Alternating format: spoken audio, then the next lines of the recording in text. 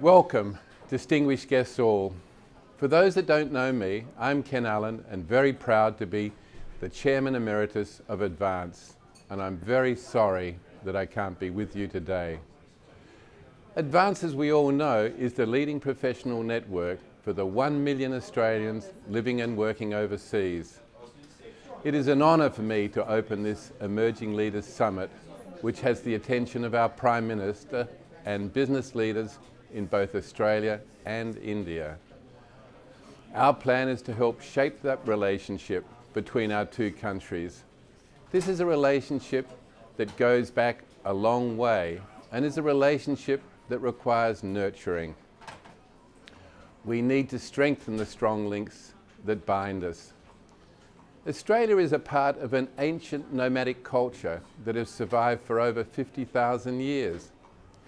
India's urban civilization emerged at the same time as Egypt's first dynasty, around 3,500 BC.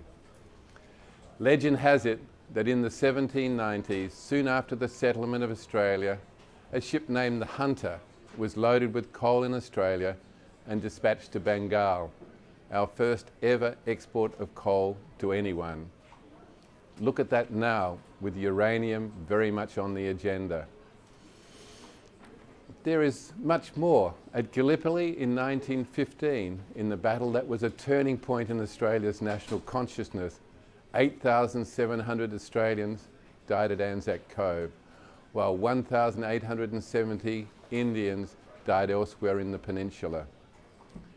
We have fought many battles together in both World War I and World War II.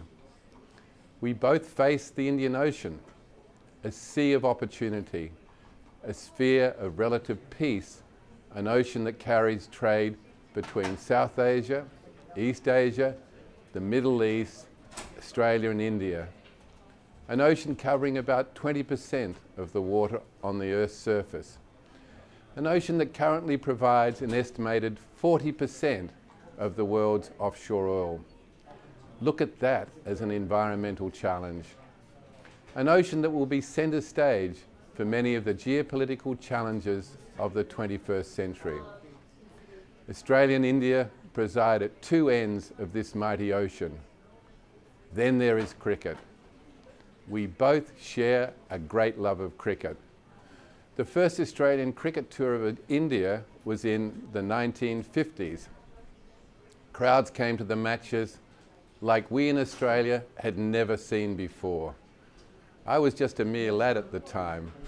Then I remember games in India when we learned how to get out facing spin, and the Indian team visiting Australia got out facing pace on a hard wicket. Look at it now, with Australians today watching 2020 cricket nearly every night. It's also great to see so many Australians competing well in this new and exciting competition. No more the dour dress and hushed crowds. It's Bollywood. We have the mighty Warnie and you have the Master Blaster.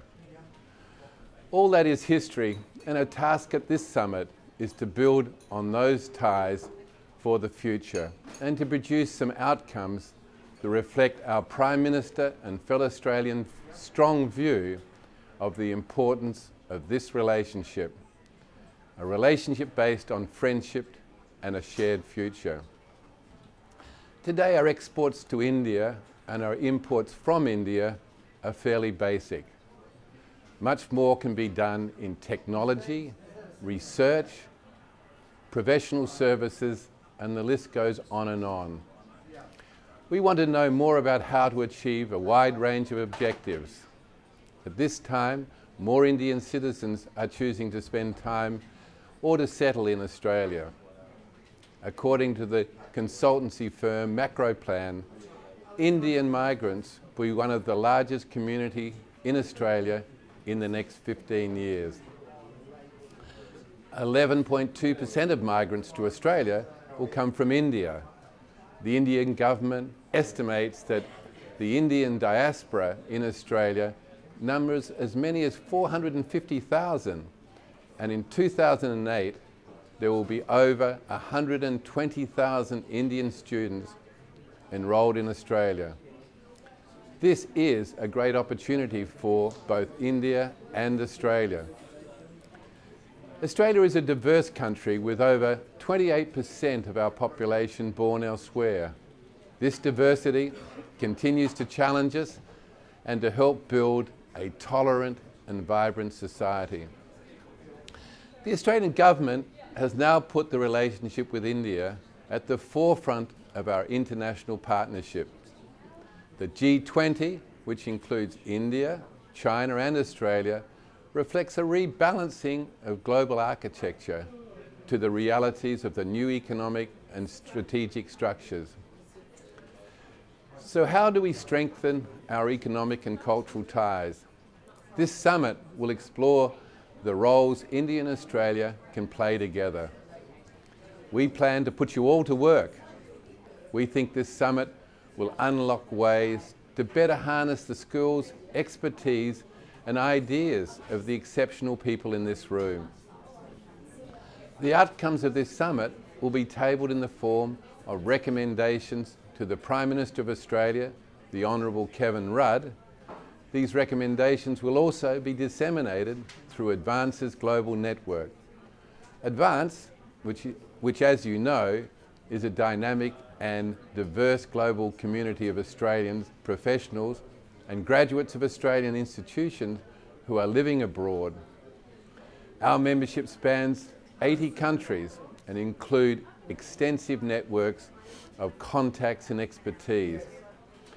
The over 1 million Australians are a great human talent pool, a great brain resource for Australia and for our worldwide partners.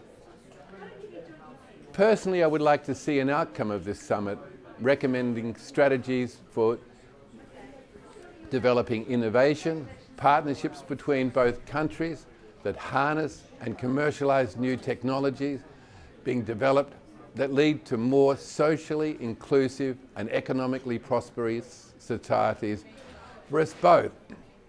Here's to a productive day that will help strengthen the very important relationship between Australia and India.